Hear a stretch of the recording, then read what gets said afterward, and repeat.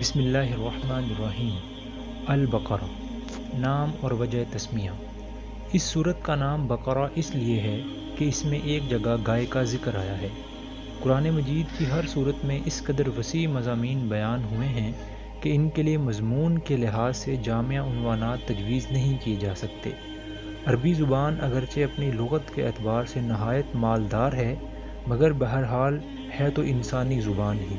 انسان جو زبانیں بھی بولتا ہے وہ اس قدر تنگ اور محدود ہیں کہ وہ ایسے الفاظ یا فکرے فراہم نہیں کر سکتی جو ان وسیع مضامین کے لیے جامع عنوان بن سکتے ہوں۔ اس لیے نبی صلی اللہ علیہ وسلم نے اللہ تعالیٰ کی رہنمائی سے قرآن کی بیشتر صورتوں کے لیے عنوانات کے بجائے نام تجویز فرمائے جو محض علامات کا کام دیتے ہیں۔ اس صورت کو بقرہ کہنے کا مطلب یہ نہیں ہے کہ اس میں گائے کے مسئلے پر بحث کی گئی ہے، بلکہ اس کا مطلب صرف یہ ہے کہ وہ صورت جس میں گائے کا ذکر آیا ہے۔ زمانہ نزول۔ اس صورت کا بیشتر حصہ ہجرت مدینہ کے بعد مدنی زندگی کے بالکل ابتدائی دور میں نازل ہوا ہے، اور کم تر حصہ ایسا ہے جو بعد میں نازل ہوا اور مناسبت مضمون کے لحاظ سے اس میں شامل کر دیا گیا۔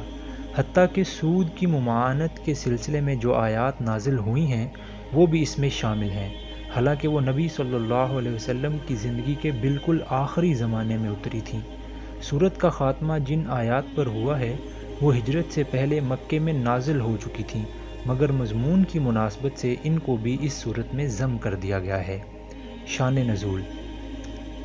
اس سورت کو سمجھنے کے لیے پہلے اس کا تاریخی پس منظر اچھی طرح سمجھ لینا چاہیے۔ ہجرت سے قبل جب تک مکے میں اسلام کی دعوت دی جاتی رہی، خطاب بیشتر مشرکین عرب سے تھا، جن کے لیے اسلام کی آواز ایک نئی غیر مانوس آواز تھی۔ اب ہجرت کے بعد سابقہ یہودیوں سے پیش آیا، جن کی بستیاں مدینے سے بالکل متصل ہی واقع تھیں۔ یہ لوگ توحید، رسالت، وحی، آخرت اور ملائکہ کے قائل تھے، اس ضابطۂ شرعی کو تسلیم کرتے تھے جو خدا کی طرف سے ان کے نبی موسیٰ علیہ السلام پر نازل ہوا تھا، اور اصولاً ان کا دین وہی اسلام تھا جس کی تعلیم حضرت محمد صلی اللہ علیہ وسلم دے رہے تھے، لیکن صدیوں کے مسلسل انحطاط نے ان کو اصل دین سے بہت دور ہٹا دیا تھا۔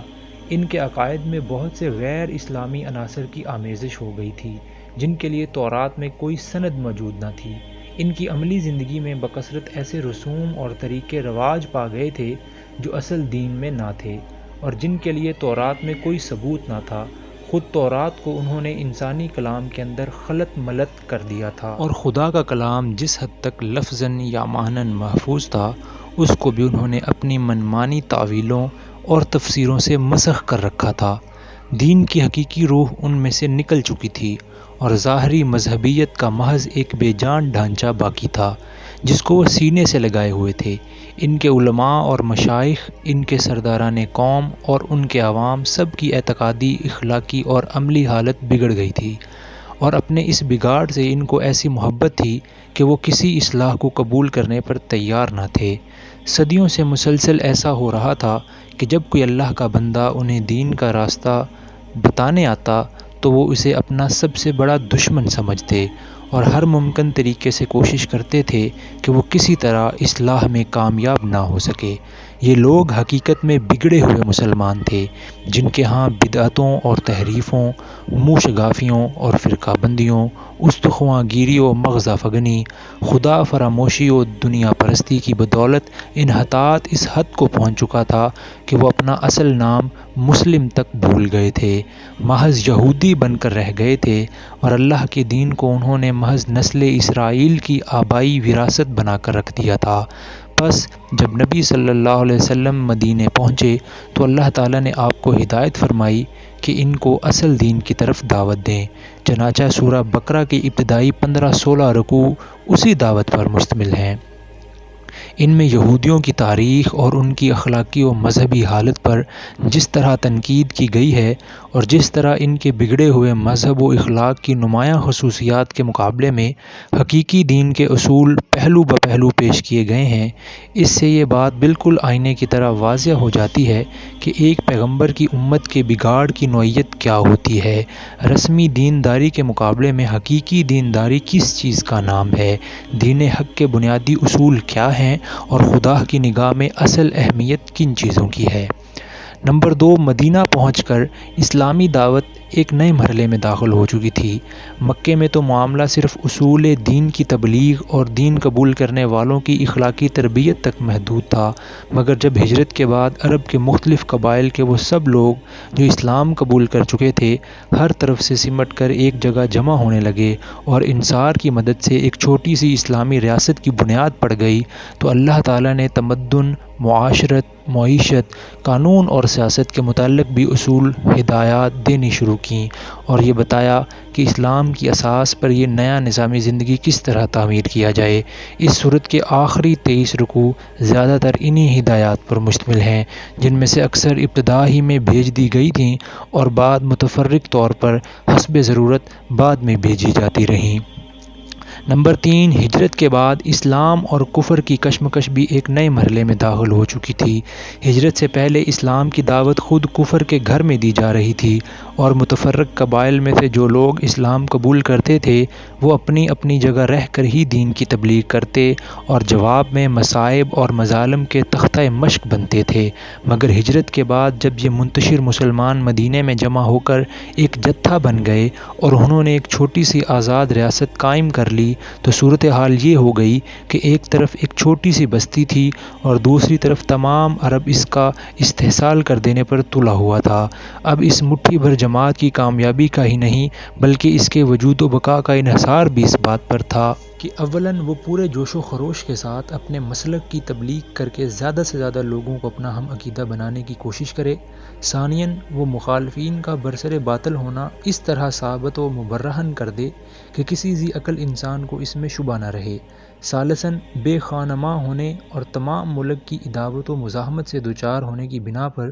فقر و فاقہ اور ہمہ وقت بے امنی و بے اطمینانی کی جو حالت ان پر طاری ہو گئی تھی اور جن خطرات میں وہ چاروں طرف سے گھر گئے تھے، ان میں وہ ہراساں نہ ہوں بلکہ پورے صبر و ثبات کے ساتھ ان حالات کا مقابلہ کریں اور اپنے عزم میں ذرا تزلزل نہ آنے دیں۔ رابعاً وہ پوری دلیری کے ساتھ ہر اس مسلح مزاحمت کا مسلح مقابلہ کرنے کے لیے تیار ہو جائیں جو ان کی دعوت کو ناکام کرنے کے لیے کسی طاقت کی طرف سے کی جائے، اور اس بات کی ذرا پرواہ نہ کریں کہ مخالفین کی تعداد اور ان کی مادی طاقت کتنی زیادہ ہے۔ خامساً ان میں اتنی ہمت پیدا کی جائے کہ اگر عرب کے لوگ اس نئے نظام کو جو اسلام قائم کرنا چاہتا ہے فہمائش سے قبول نہ کریں تو انہیں جاہلیت کے فاسد نظام زندگی کو بزور مٹا دینے میں بھی تأمل نہ ہو۔ اللہ تعالیٰ نے اس صورت میں ان 5 امور کے متعلق ابتدائی ہدایات دی ہیں۔ دعوت اسلامی کے اس مرحلے میں ایک نیا عنصر بھی ظاہر ہونا شروع ہو گیا تھا اور یہ منافقین کا عنصر تھا۔ اگرچہ نفاق کے ابتدائی آثار مکے کے آخری زمانے میں بھی نمایاں ہونے لگے تھے، مگر وہاں صرف اس قسم کے منافق پائے جاتے تھے جو اسلام کے برحق ہونے کے تو معترف تھے اور ایمان کا اقرار بھی کرتے تھے، لیکن اس کے لیے تیار نہ تھے کہ اس حق کی خاطر اپنے مفاد کی قربانی اور اپنے دنیوی تعلقات کا انقطاع اور ان مصائب و شدائد کو بھی برداشت کر لیں جو اس مسلک حق کو قبول کرنے کے ساتھ ہی نازل ہونے شروع ہو جاتے تھے۔ مدینہ پہنچ کر اس قسم کے منافقین کے علاوہ چند اور قسموں کے منافق بھی اسلامی جماعت میں پائے جانے لگے۔ ایک قسم کے منافق وہ تھے جو قطعاً اسلام کے منکر تھے اور محض فتنہ برپا کرنے کے لیے جماعت مسلمین میں داخل ہو جاتے تھے۔ دوسری قسم کے منافق وہ تھے جو اسلامی جماعت کے دائرہ اقتدار میں گھر جانے کی وجہ سے اپنا مفاد اسی میں دیکھتے تھے کہ ایک طرف مسلمانوں میں بھی اپنا شمار کرائیں اور دوسری طرف مخالفین اسلام سے بھی ربط رکھیں تاکہ دونوں طرف کے فوائد سے متمتع ہوں اور دونوں طرف کے خطرات سے محفوظ رہیں۔ تیسری قسم ان لوگوں کی تھی جو اسلام اور جاہلیت کے درمیان متردد تھے۔ انہیں اسلام کے برحق ہونے پر کامل اطمینان نہ تھا، مگر چونکہ ان کے قبیلے یا خاندان کے بیشتر لوگ مسلمان ہو چکے تھے اس لیے یہ بھی مسلمان ہو گئے تھے۔ چوتھی قسم میں وہ لوگ شامل تھے جو امر حق ہونے کی حیثیت سے تو اسلام کے قائل ہو چکے تھے، مگر جاہلیت کے طریقے اور اوہام اور رسمیں چھوڑنے اور اخلاقی پابندیاں قبول کرنے اور فرائض اور ذمہ داریوں کا بار اٹھانے سے ان کا نفس انکار کرتا تھا۔ سورہ بقرہ کے نزول کے وقت ان مختلف اقسام کے منافقین کے ظہور کی محض ابتدا تھی، اس لیے اللہ تعالیٰ نے ان کی طرف صرف اجمالی اشارات فرمائے ہیں۔ بعد میں جتنی ان کی صفات اور حرکات نمایاں ہوتی گئیں اس قدر تفصیل کے ساتھ بعد کی صورتوں میں ہر قسم کے منافقین کے متعلق ان کی نوعیت کے لحاظ سے الگ الگ ہدایات بھیجی گئیں۔ بسم اللہ الرحمن الرحیم، الف لام میم۔ یہ حروف مقطعات قرآن مجید کی بعض صورتوں کے آغاز میں پائے جاتے ہیں۔ جس زمانے میں قرآن مجید نازل ہوا ہے اس دور کے اسالیب بیان میں اس طرح کے حروف مقطعات کا استعمال عام طور پر معروف تھا۔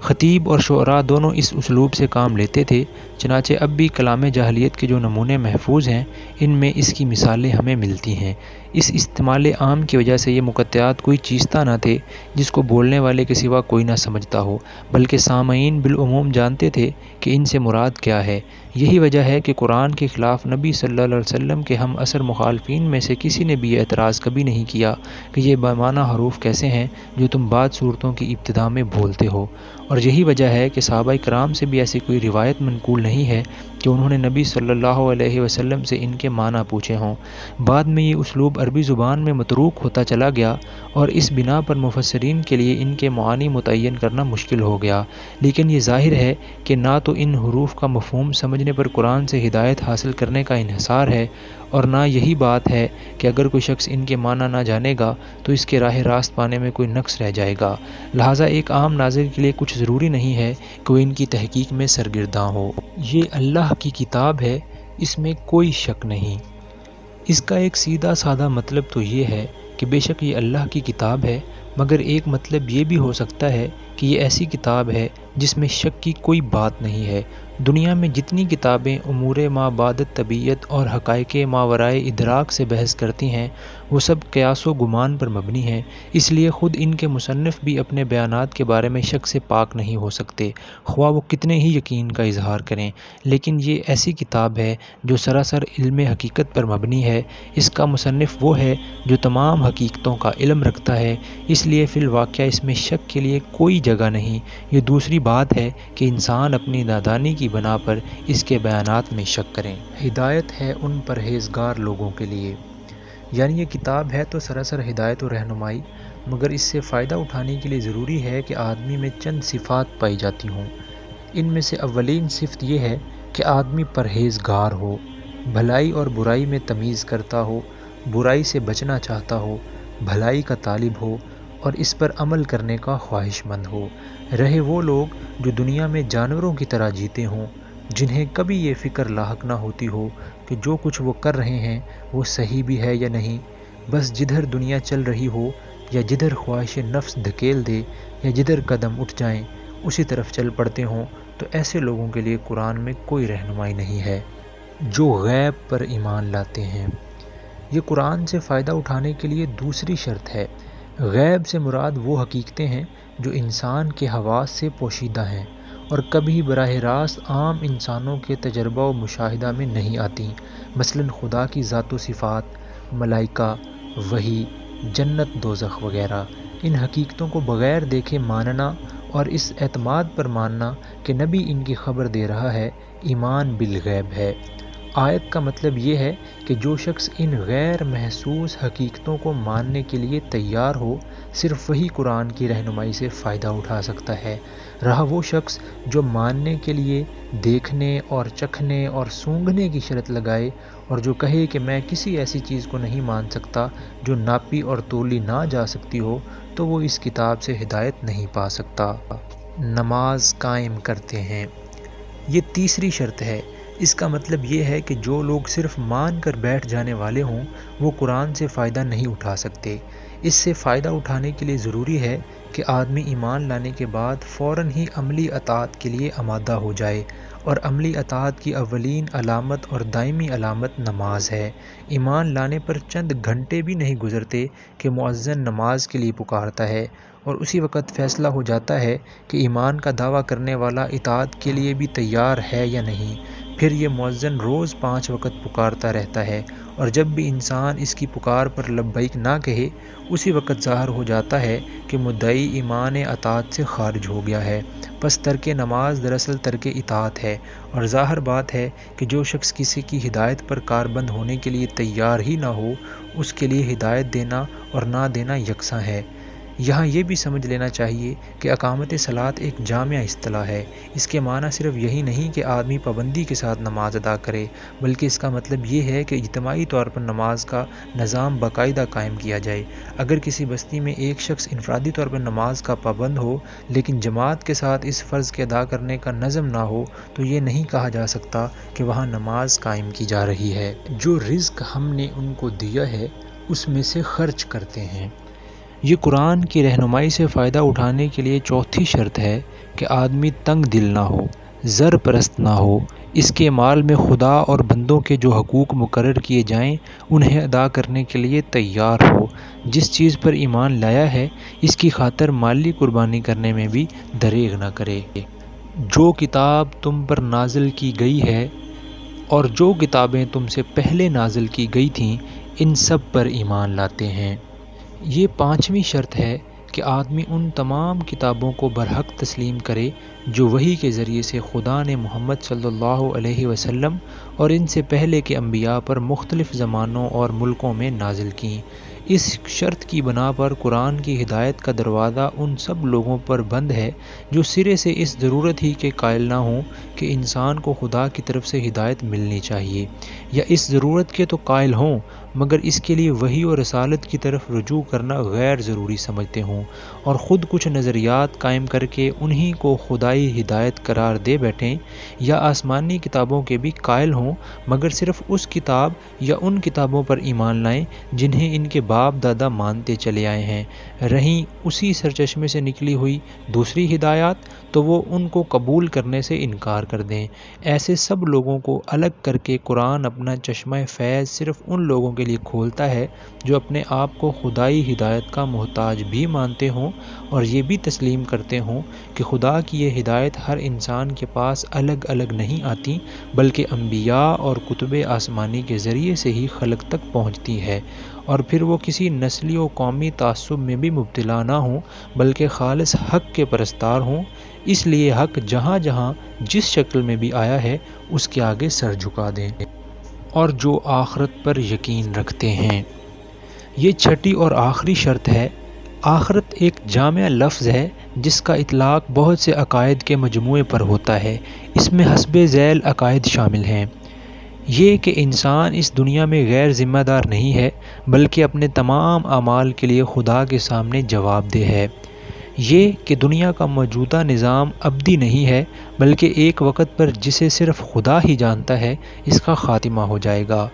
یہ کہ اس عالم کے خاتمے کے بعد خدا ایک دوسرا عالم بنائے گا اور اس میں پوری نوع انسانی کو جو ابتدائے آفرینش سے قیامت تک زمین پر پیدا ہوئی تھی بیک وقت دوبارہ پیدا کرے گا اور سب کو جمع کر کے ان کے اعمال کا حساب لے گا اور ہر ایک کو اس کے کیے کا پورا پورا بدلہ دے گا۔ یہ کہ خدا کے اس فیصلے کی روح سے جو لوگ نیک قرار پائیں گے وہ جنت میں جائیں گے اور جو لوگ بد ٹھہریں گے وہ دوزخ میں ڈالے جائیں گے۔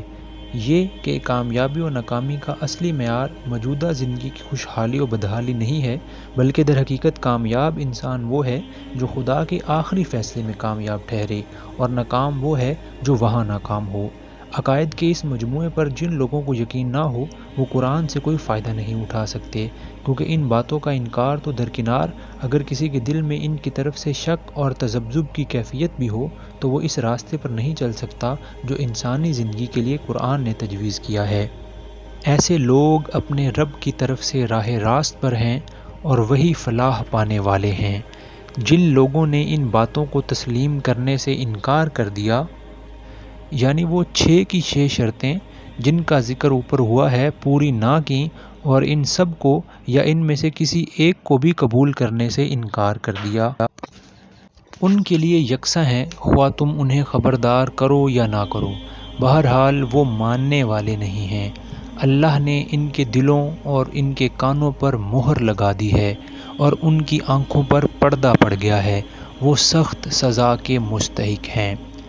اس کا مطلب یہ نہیں ہے کہ اللہ نے مہر لگا دی تھی اس لیے انہوں نے تسلیم کرنے سے انکار کیا، بلکہ مطلب یہ ہے کہ جب انہوں نے ان بنیادی امور کو رد کر دیا جن کا ذکر اوپر کیا گیا ہے اور اپنے لیے قرآن کے پیش کردہ راستے کے خلاف دوسرا راستہ پسند کر لیا تو اللہ نے ان کے دلوں اور کانوں پر مہر لگا دی۔ اس مہر لگنے کی کیفیت کا تجربہ ہر اس شخص کو ہوگا جسے کبھی تبلیغ کا اتفاق ہوا ہو۔ جب کوئی شخص آپ کے پیش کردہ طریقے کو جانچنے کے بعد ایک دفعہ رد کر دیتا ہے تو اس کا ذہن کچھ اس طرح مخالف سمت میں چل پڑتا ہے کہ پھر آپ کی کوئی بات اس کی سمجھ میں نہیں آتی۔ آپ کی دعوت کے لیے اس کے کان بہرے اور آپ کے طریقے کی خوبیوں کے لیے اس کی آنکھیں اندھی ہو جاتی ہیں، اور صریح طور پر محسوس ہوتا ہے کہ فی الواقعہ اس کے دل پر مہر لگی ہوئی ہے۔